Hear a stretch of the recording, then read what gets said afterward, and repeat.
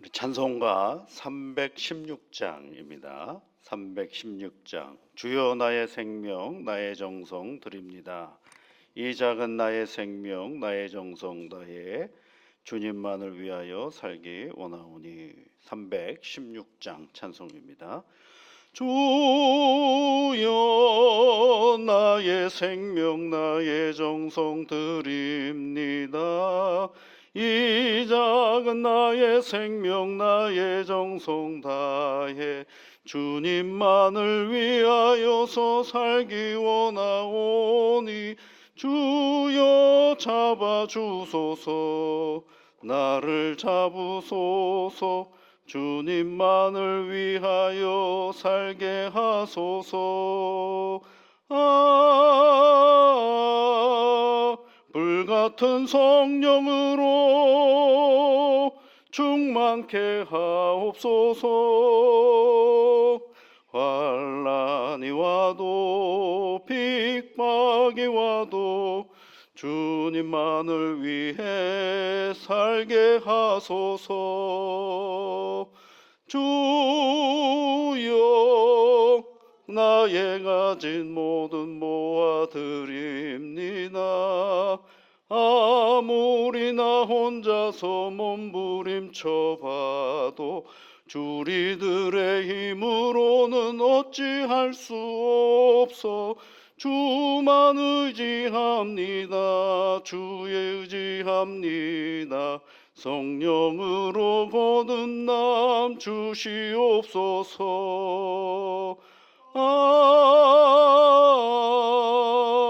불같은 성령으로 충만케 하옵소서. 괴로움이 와도 슬픔이 와도 주님만 위해 살게 하소서. 주여 이 몸 바쳐 주의 일을 드렵니다. 아무리 어려워도 괴로움 당해도 주와 함께 승리하며 살게 하옵소서. 주님 사랑 크시니 주를 따라가며 주님으로 만족해 하여 주소서. 불같은 성령으로 충만케 하옵소서. 고통이 와도 죽음이 와도 주님만 위해 살게 하소서. 하나님 아버지, 오늘도 우리에게 새로운 날을 주셔서 감사를 드립니다. 주님만 의지하며 나아가는 이 믿음의 길을 늘 견고하게 붙잡고 나아갈 수 있도록 우리 하나님께서 도우시며 이끌어 주시옵소서. 하나님 아버지, 이른 아침에 우리가 하나님 앞에 간구하옵는 것은 우리의 몸을 위하여 기도를 드립니다. 주 성령께서 우리에게 세상을 살아갈 수 있도록 우리에게 생명을 주시고 이 몸을 주셨습니다. 이 몸을 건사하기에 어렵지 아니하도록 힘을 주시고 지혜를 주시고 능력을 주시고 분별력을 허락하여 주셔서 무리한 욕심으로 우리의 몸을 피곤케 하는 일이 없도록 성령 하나님께서 함께하여 주시며 이끌어 주옵소서. 거룩하신 아버지 하나님, 내 몸도 잘 관리하는 것이 하나님이 주신 우리에게 귀한 영성인 것을 잊어버리지 않게 하시며 우리 하나님 말씀과 우리 하나님께 기도함으로 말미암아 내가 살아가는 이 세상 속에 내 몸의 역할과 내 능력을 잘 발휘하며 살아갈 수 있도록 주 하나님께서 인도하여 주시옵소서. 하나님, 오늘 내가 건강하다면 이 건강은 나만을 위한 것이 아니라 몸이 아픈 사람들, 힘겨운 삶을 살아가는 누군가를 위하여 중보하는 시간을 가지라고 우리에게 주신 건강이오니 이 건강을 늘 관리하며 힘을 내어 이 믿음의 길을 걸어가는 믿음의 자녀들이 다 되어 줄 수 있도록 복을 내려 주시옵소서. 예수님 이름으로 기도드립니다. 아멘. 하나님의 말씀은 에스라서 9장 말씀입니다. 에스라서 9장 1절부터 15절까지 말씀을 함께 같이 읽겠습니다. 이일 후에 방백들이 내게 나와 이르되 이스라엘 백성과 제사장들과 레위 사람들이 이 땅 백성들에게서 떠나지 아니하고 가나안 사람들과 헷 사람들과 브리스 사람들과 여부스 사람들과 암몬 사람들과 모압 사람들과 애굽 사람들과 아모리 사람들의 가증한 일을 행하여 그들의 딸을 맞이하여 아내와 며느리로 삼아 거룩한 자손이 그 지방 사람들과 서로 섞이게 하는데 방백들과 고관들이 이 죄에 더욱 으뜸이 되었다 하는지라. 내가 이 일을 듣고 속옷과 겉옷을 찢고 머리털과 수염을 뜯으며 기가 막혀 앉으니 이에 이스라엘의 하나님의 말씀으로 말미암아 떠는 자가 사로잡혔던 이 사람들의 죄 때문에 다 내게로 모여오더라. 내가 저녁 제사 드릴 때까지 기가 막혀 앉았더니 저녁 제사를 드릴 때에 내가 근심 중에 일어나서 속옷과 겉옷을 찢은 채 무릎을 꿇고 나의 하나님 여호와를 향하여 손을 들고 말하기를 나의 하나님이여 내가 부끄럽고 낯이 뜨거워서 감히 나의 하나님을 향하여 얼굴을 들지 못하오니 이는 우리 죄악이 많아 정수리에 넘치고 우리 허물이 커서 하늘에 미침이니이다. 우리 조상들의 때로부터 오늘까지 우리의 죄가 심하매 우리의 죄악으로 말미암아 우리와 우리 왕들과 우리 제사장들을 여러 나라 왕들의 손에 넘기사 칼에 죽으며 사로잡히며 노략을 당하며 얼굴을 부끄럽게 하심이 오늘날과 같으니이다. 이제 우리 하나님 여호와께서 우리에게 잠시 동안 은혜를 베푸사 얼마를 남겨두어 피하게 하신 우리를 그 거룩한 처소에 박힌 목과 같게 하시고 우리 하나님이 우리 눈을 밝히사 우리가 종노릇하는 중에서 조금 소생하게 하셨나이다. 우리가 비록 노예가 되었사오니 우리 하나님이 우리를 그 종살이하는 중에 버려두지 아니하시고 바사 왕들 앞에서 우리가 불쌍히 여김을 입고 소생하여 우리 하나님의 성전을 세우게 하시며 그 무너진 것을 수리하게 하시며 유다와 예루살렘에서 우리에게 울타리를 주셨나이다. 우리 하나님이여 이렇게 하신 후에도 우리가 주의 계명을 저버렸사오니 이제 무슨 말씀을 하오리이까. 전에 주께서 주의 종 선지자들에게 명령하여 이르시되 너희가 가서 얻으려 하는 땅은 더러운 땅이니 이는 이방 백성들이 더럽고 가증한 일을 행하여 이 끝에서 저 끝까지 더 그 더러움으로 채웠음이라. 그런즉 너희 여자들은 그들의 아들들에게 주지 말고 그들의 딸들을 너희 아들들을 위하여 데려오지 말며 그들을 위하여 평화와 행복을 영원히 구하지 말라. 그리하면 너희가 왕성하여 그 땅의 아름다운 것을 먹으며 그 땅을 자손에게 물려주어 영원한 유산으로 물려주게 되리라 하셨나이다. 우리의 악한 행실과 큰 죄로 말미암아 이 모든 일을 당하였사오나 우리 하나님이 우리 죄악보다 형벌을 가볍게 하시고 이만큼 백성을 남겨두셨사오니 우리가 어찌 다시 주의 계명을 거역하고 이 가증한 백성들과 통혼하오리이까. 그리하면 주께서 어찌 우리를 멸하시고 남아 피할 자가 없도록 진노하시지 아니하시리이까.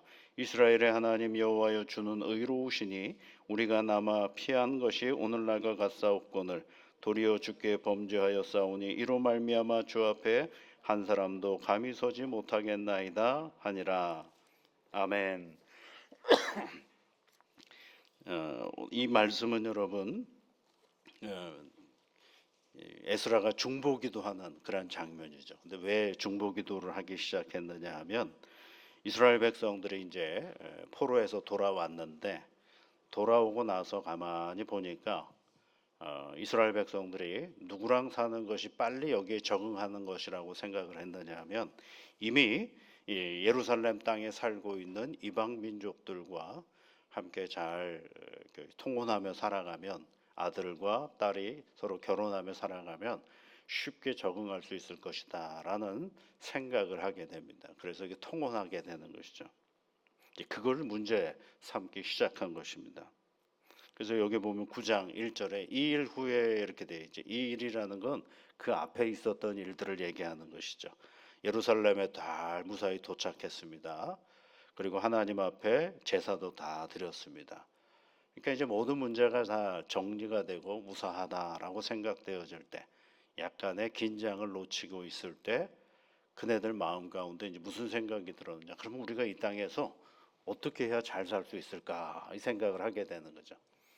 빨리 적응하며 살아갈 수 있는 방법은 그 땅에 있는 사람들의 도움을 얻는 것이 빨리 적응하며 살아가는 것이죠.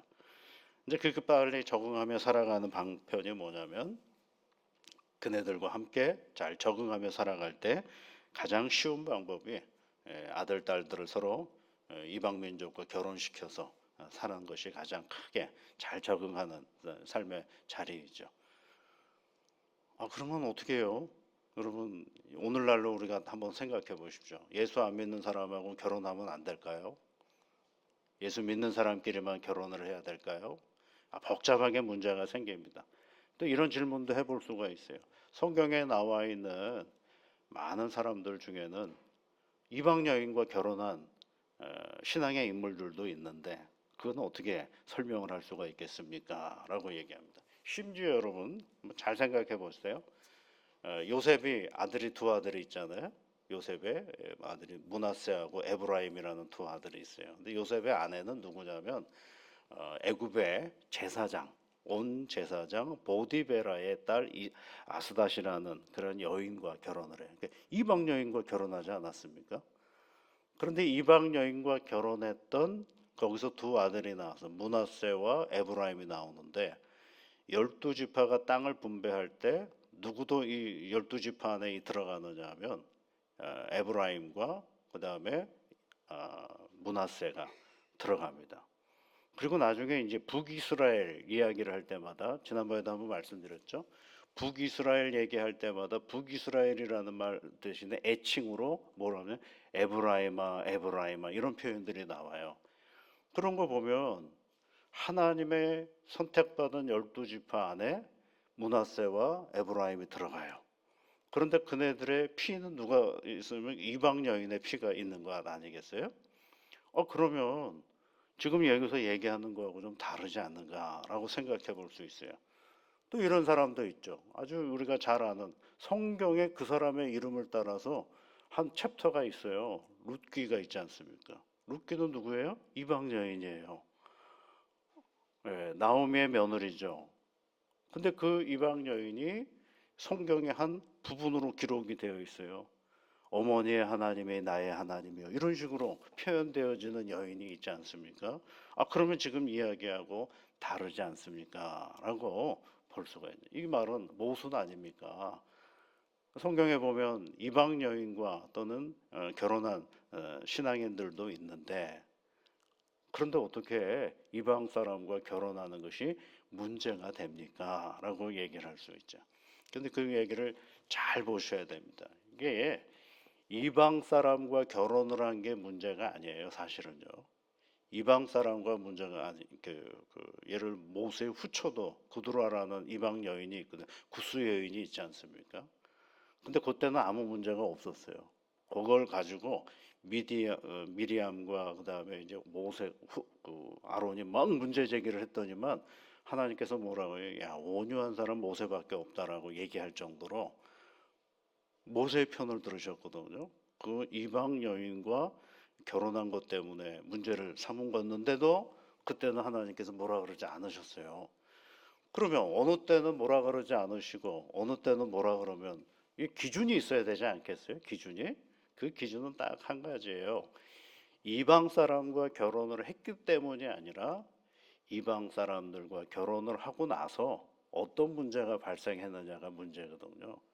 근데 이방 사람들과 결혼한 사람 중에 대표적인 사람이 솔로몬 아니겠어요? 수많은 여인들과 이방 여인들과 결혼을 했는데 결혼한 목적이 뭐였느냐면 정치적인 목적이었고요.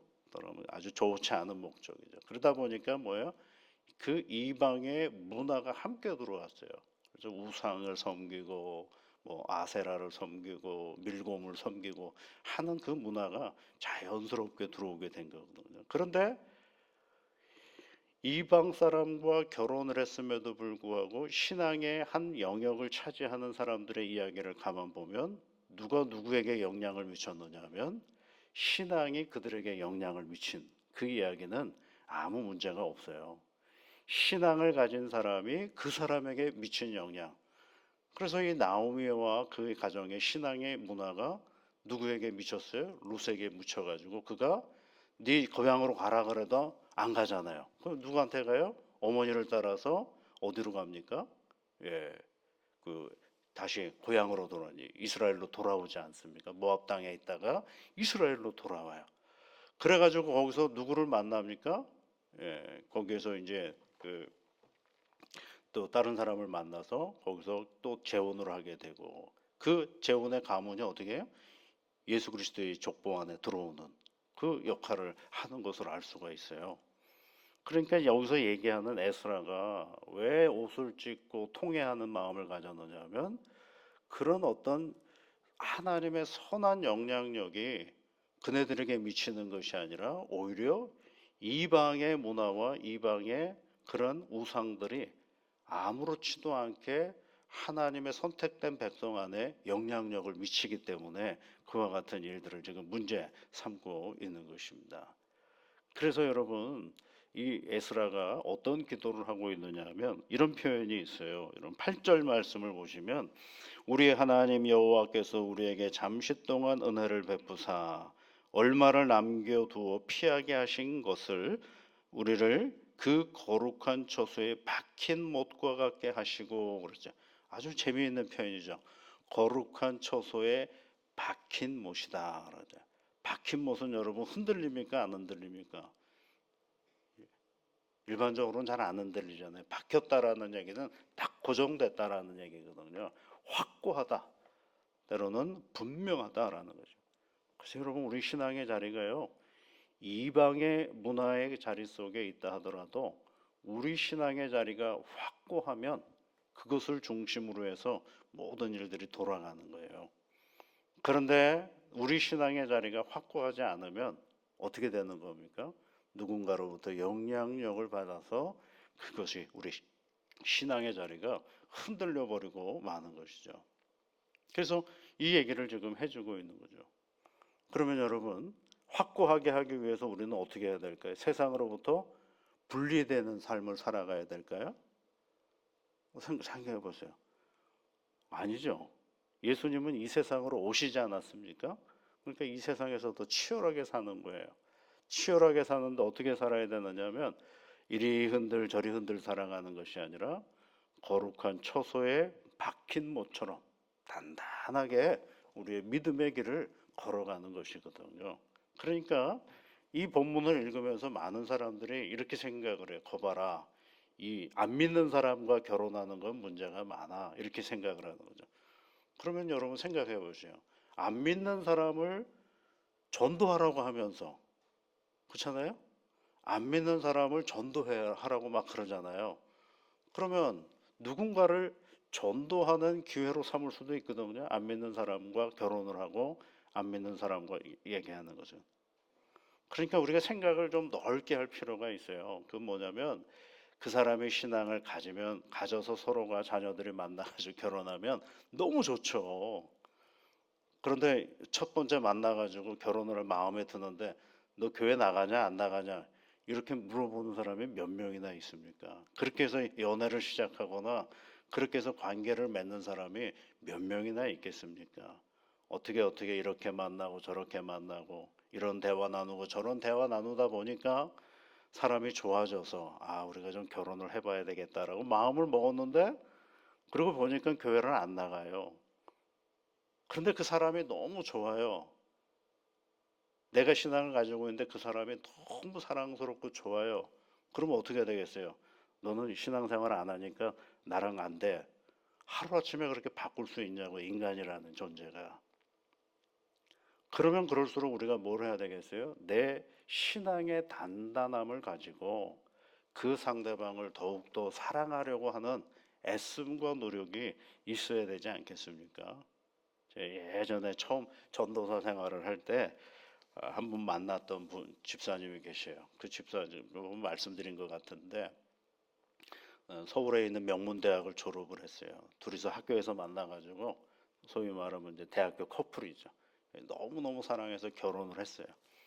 결혼하고 나니까 이 시어른이 불교예요. 아, 이거 얼마나 완고한 불교신지 몰라요. 그러면서 딱 하시는 말씀이, 옛날 어른들이 그런 거 하시잖아요. 한 집안에 종교는 두 개면 안 된다, 이런 얘기 하시잖아요.